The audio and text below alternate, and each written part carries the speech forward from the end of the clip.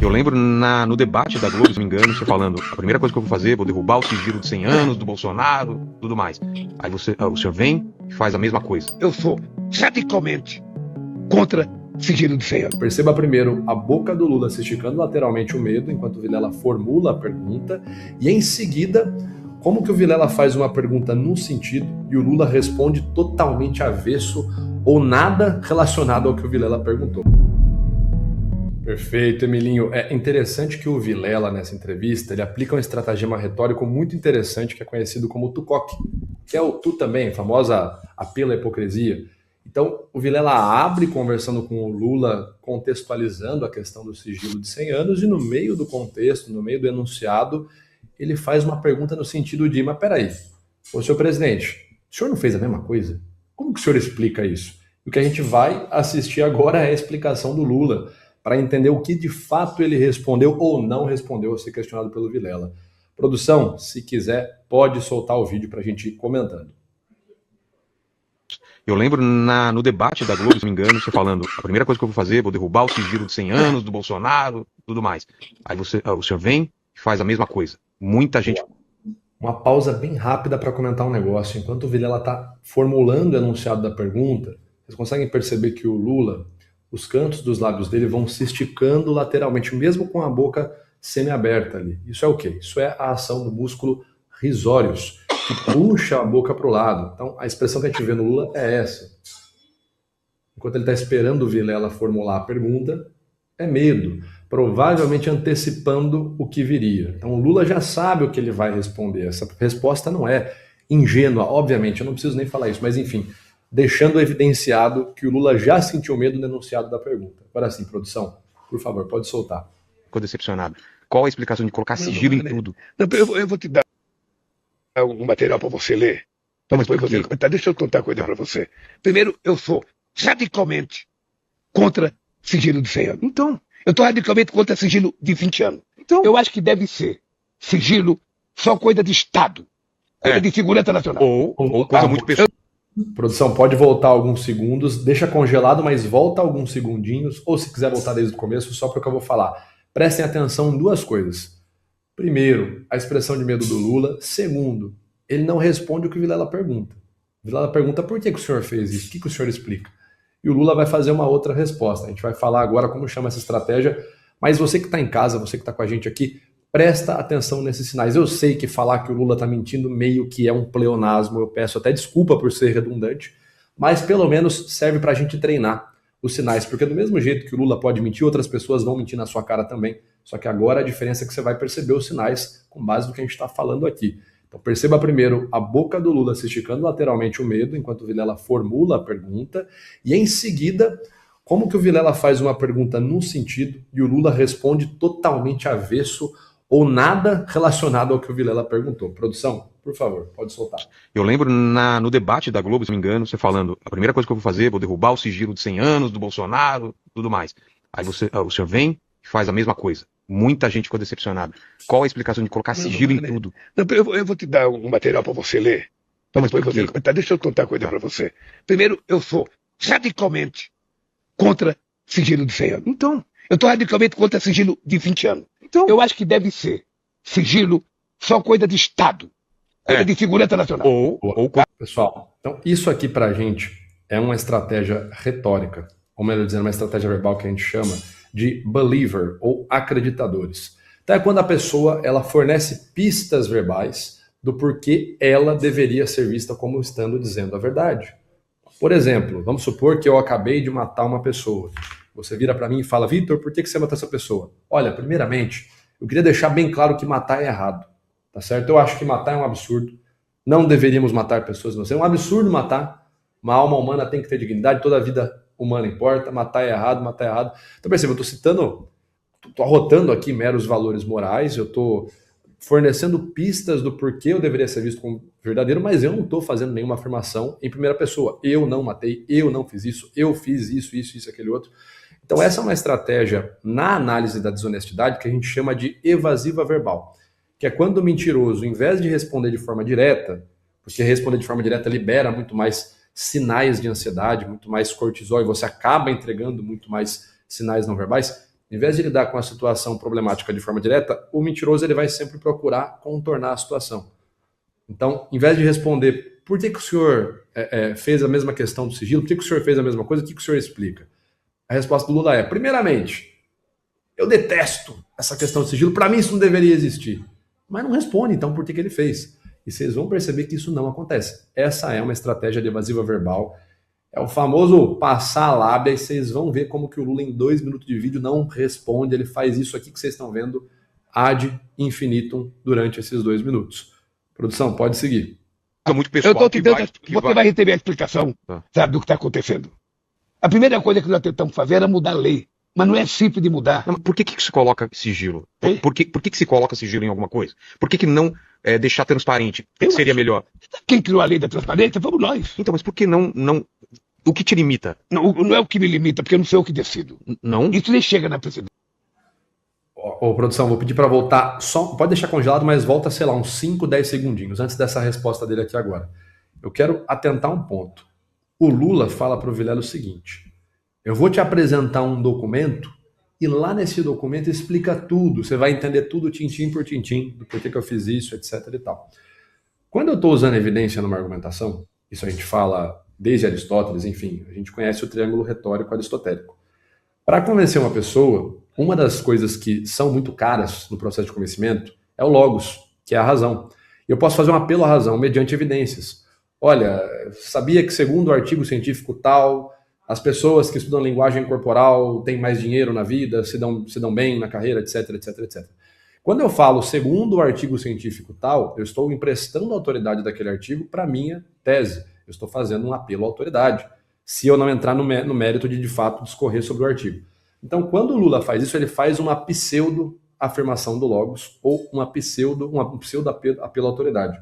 Porque não fala que documento que é esse, o que está discriminado no documento, qual foi o procedimento utilizado para gerar esse documento. Ele simplesmente fala, olha, existe uma evidência que concorda com o que eu estou dizendo. Eu vou te apresentar um documento que você vai entender exatamente o que aconteceu lá. Então, é muito pífio, assim, é até difícil falar, porque pensar que isso foi falado para um dos maiores podcasts do Brasil, para milhões de pessoas assistir, cara, pô, não teve um treinamento ali, sabe? Enfim, vamos seguir aí. Coloca sigilo em alguma coisa. Por que não deixar transparente? Seria melhor. Quem criou a lei da transparência fomos nós. Então, mas por que não... O que te limita? Não é o que me limita, porque eu não sei o que decido. Não? Isso nem chega na presidência. Quem que escolhe o que vai isso vai para a CGU. Você tem órgão de governo, sabe, que apura essas coisas. Mas você não pode bater o pé e falar, não quero sigilo? Pode, se tiver uma coisa... O que eu disse hoje para o meu assessor? Se um jornalista pedir uma informação, sabe, sobre alguma coisa que está em sigilo. Sabe, e o responsável negar para ele, pergunta para mim. O que eu vou dizer? Sabe, hoje, aquilo que... Bom, essa é uma narrativa que o Lula utiliza há muito tempo, e eu já falei que essa narrativa é uma das que ela é mais notória, e eu não entendo como que as pessoas não percebem ela infinitamente, porque ele sempre usa o argumento de terceirização da culpa. Então a gente vê isso desde o processo de taxação, quando começou a ter essa escalada em impostos nos últimos anos, que ele começou. Eu falei para Haddad não taxa as comprinhas da China, Haddad, que sua esposa compra lá. Haddad não taxa não sei o que a minha esposa compra lá também. Haddad, para de taxar. Eu falei para o Haddad, mas o Haddad não me escuta. Eu falei para não sei quem. Qual que é a estratégia de terceirização da culpa? É quando eu tento aplicar a justificativa ou diretamente mostrar que o que eu estou fazendo, a culpa do que eu estou fazendo, não está relacionada à minha pessoa. Então, fica muito incoerente quando eu sou o líder mor de um estado e eu falo que tudo que acontece de ruim não tem a ver comigo. Tem a ver com o quórum, tem a ver com o meu ministro, menos comigo.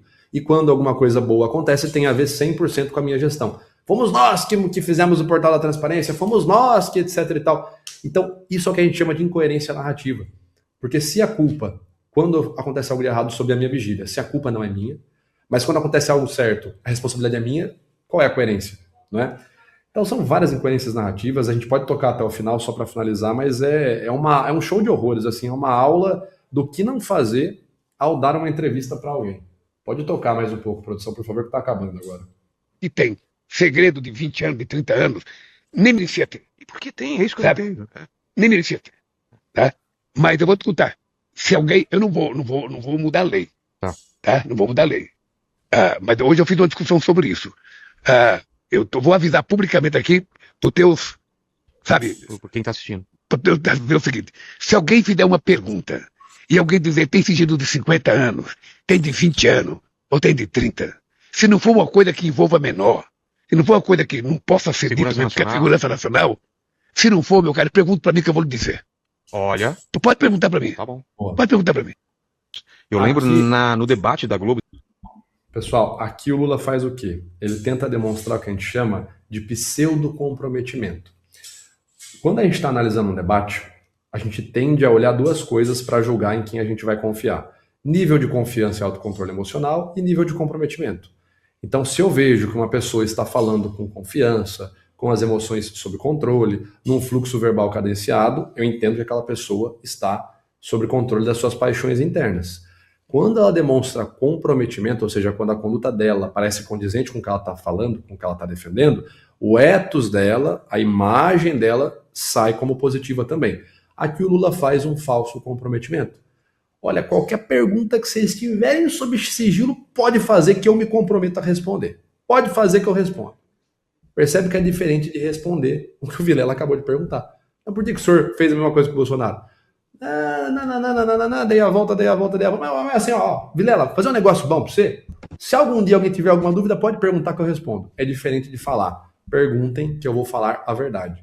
Você vê que o Lula em momento nenhum condiciona a fala dele à qualificação de ser uma fala genuína, verdadeira ou um relato honesto. Então, eu termino aqui jogando de volta para a bancada, para os meus grandes companheiros aqui de bancada. Que mais que vocês veem nesse discurso, enfim, nessa entrevista do Lula, que para mim foi muito difícil analisar, cara. Assim, o Lula, ele se supera cada vez, cara. Fica bem pior aqui de analisar. Olha, o fundo do poço, Adrilho Jorge, o fundo do poço em que chegamos. Boa noite, Cauti. Obrigado aqui pela sua presença nessa sexta-feira no nosso Braddock Show. Saúde, Adriles. Saúde, Adriles. Saúde, Rinite tá bravo. Saúde.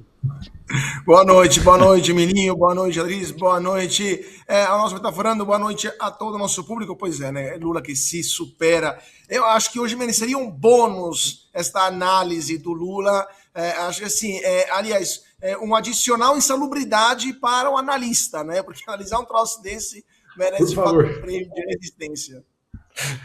Por favor.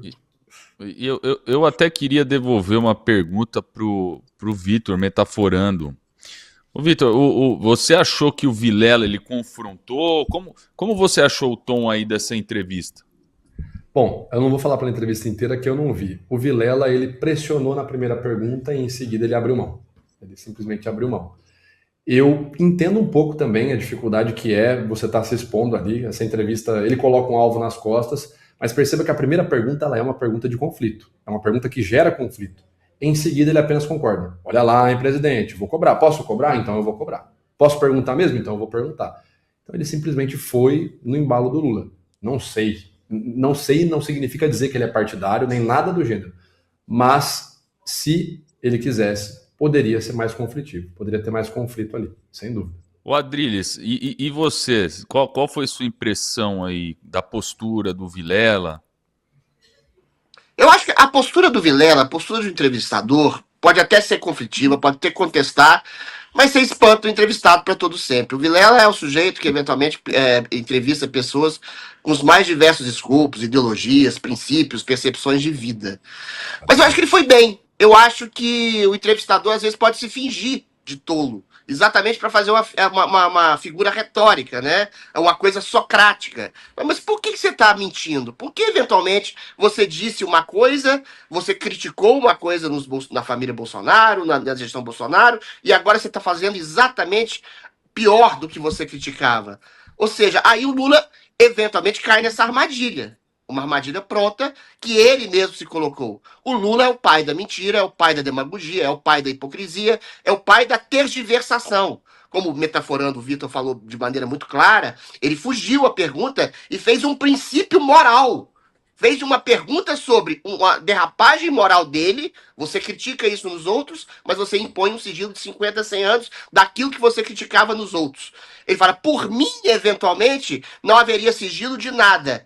Isso não passa por mim. Mentira, o presidente da República passa tudo por ele. Ele não manda em tudo, mas ele pode sugerir tudo, ele pode influenciar em tudo, ele pode conversar com todas as pessoas de dentro das instituições para, eventualmente, estabelecer uma vontade, um princípio, uma lei, uma legitimação de absolutamente tudo. Se, eventualmente, ele acha que é errado, sigilo, ele pode, por exemplo, romper o sigilo. Ele não tem obrigação de obedecer ao sigilo imposto por algum tipo de instituição. Ele fala, a Janja gastou tanto por esse ano. Aí você justifica os gastos, a gastança dele. Mas ele não vai fazer isso.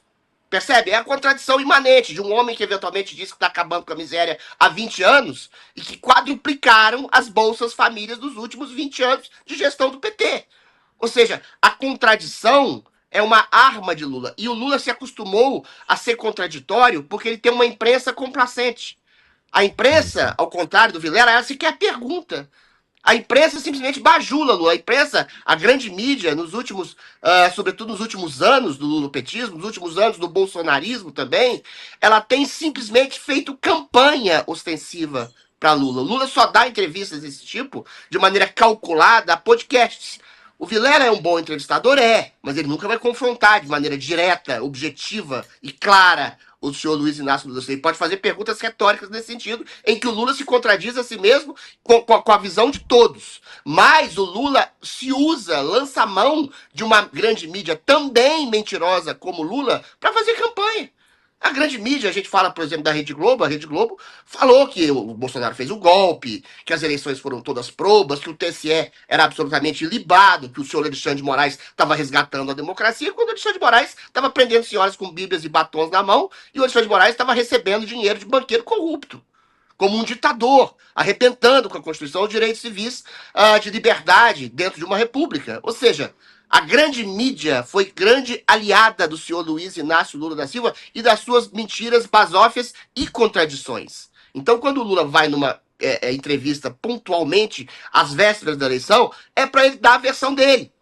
Porque se alguém faz uma pergunta de maneira mansa, complacente, como o Vilela faz, ainda que retórica, por que o senhor criticou uma coisa e continua fazendo essa coisa que o senhor criticava até ontem? O Lula faz um princípio moral e dá uma aula de moralidade. É igual o Satanás. Por que você exerce o mal? Aí Satanás vai falar qual que é a natureza do mal. Ele vai dissecar a natureza do mal quando ele exerce o mal. Lula é essa figura satânica, ele exerce o mal, ele é complacente com uma ditadura, ele é complacente com a perseguição, com a exploração da miséria, em que ele distribui os bolsas salsichões dele para pessoas que ficaram sem emprego, sem empreendedorismo, sem crescimento econômico produzido pelo seu governo, e depois dá uma aula sobre a miséria humana, dá uma aula sobre a pobreza, dá uma aula sobre a exclusão, dá uma aula como não se fazer um sigilo de 100 anos quando no governo dele acontece tudo. Miséria, perseguição, censura e não quebra de sigilos, ou seja, é a contradição imanente de um homem que está acostumado a ter áulicos, puxa-sacos que eventualmente alimentam as suas contradições. Eu quero ouvir agora, então, o nosso amigo Cauti. Emilinho, antes de tudo, só queria complementar aquilo que o Vitor estava falando sobre a pergunta, né? A primeira que foi mais incisiva, né? E as outras que ele abriu mão. Sem querer defender o trabalho do Vilela, porque, obviamente, cada um defende o próprio, mas nesses casos, quando temos entrevistas como essas, né, que geralmente são negociatas, porque Lula não dá entrevista para a mídia brasileira desta forma tão efusiva. Então, provavelmente, o canal do Vilela, com muito mérito, foi lá, negociou, contratou, etc. E, obviamente, sempre há uma negociação sobre que temas serão abordados ou até que perguntas serão feitas. O que não é nada desonroso, é absolutamente normal, porque a alternativa é não fazer a entrevista. Então, muitas vezes, para você fazer a entrevista, tem que aceitar algum tipo de, vamos assim, de negociação, né? Algum tipo de condição. O que é, infelizmente, normal, não que seja justificável, mas faz parte do jogo. Agora, é claro que ele podia ser um pouquinho mais duro em alguns pontos, inclusive relembrando ao Lula quando ele colocou sigilo, quando ele começou a colocar sigilo. Eu estava dando uma olhada aqui, Lula tomou posse no dia 1º de janeiro de 2023. Não passou nenhum mês, e já enfiou o primeiro sigilo de 100 anos sobre o quê? Sobre os convidados da festa de posse.